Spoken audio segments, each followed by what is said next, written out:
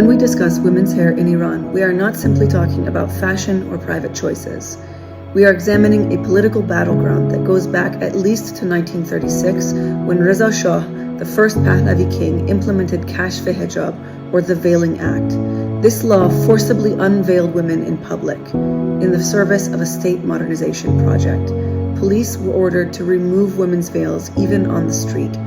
Women who resisted were excluded from education and public life. As scholars such as Afsaneh Najmabadi and Homo Hutfar have argued, this moment marked women's bodies as political instruments of state ideology.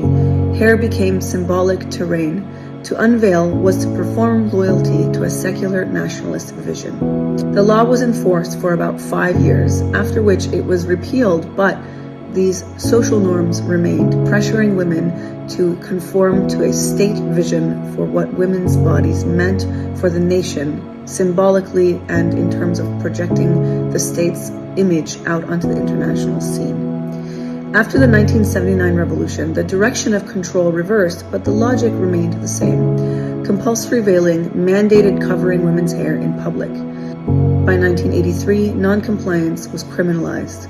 As Haida Moghisi notes, regulating women's dress became foundational to the Islamic Republic's gender order. Hair functioned as a visible marker of obedience, intensely surveilled by state authorities, including the Gasht-e-Irshad or morality police.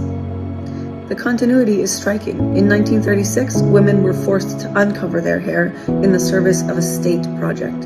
In 1979, they were forced to cover it. In both cases, the image that the state wanted to project, both domestically and internationally, was built literally on women's backs.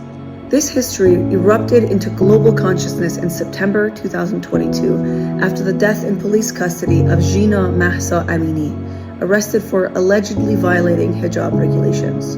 Her death ignited the woman life freedom movement, Jin Jian Azadi, or Zan Zendegi Azadi, a slogan rooted in Kurdish feminist political thought, which has a long and very robust history across the region.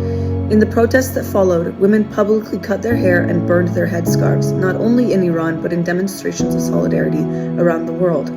Cutting hair drew from regional mourning traditions, including Kurdish practices, transforming grief into political defiance. In some traditions, the practice of cutting hair as a public manifestation of grief is called Gisu Boran. But resistance also took another form, braiding. Kurdish women braided their hair in solidarity with Syrian Kurds and with women resisting state violence and gendered violence across the region. Braiding is intimate and collective. It requires interdependence. In protest, it became symbolic. Each strand, fragile alone, strengthened when woven together.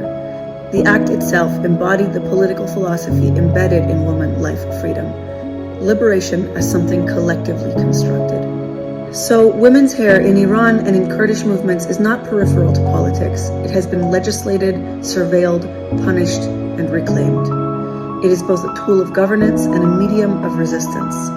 Whether forcibly unveiled, compulsorily veiled, cut in protest, or braided in solidarity, hair becomes a visible claim to autonomy, a strand through which women assert political agency against state control.